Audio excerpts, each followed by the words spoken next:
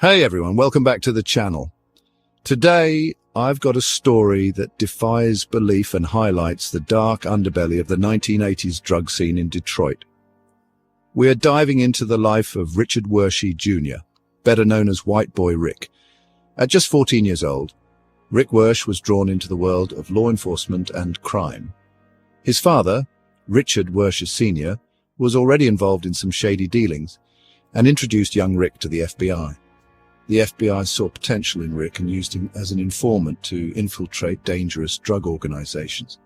One of the most notorious gangs Rick infiltrated was the Curry Brothers gang, so this gang was a major player in Detroit's crack epidemic.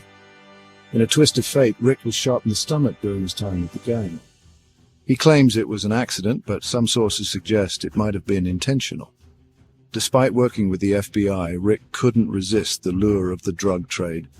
By 17, he was deeply involved in drug trafficking and got arrested with over 650 grams of cocaine. Thanks to Michigan's harsh 650 lifer law, Rick was given a life sentence. Fast forward over 30 years and Rick was finally released from prison in July 2020. But his story doesn't end there. Rick filed a massive $100 million lawsuit against the FBI and Detroit police, alleging they exploited and abandoned him. Unfortunately for Rick, this lawsuit was dismissed in September 2023.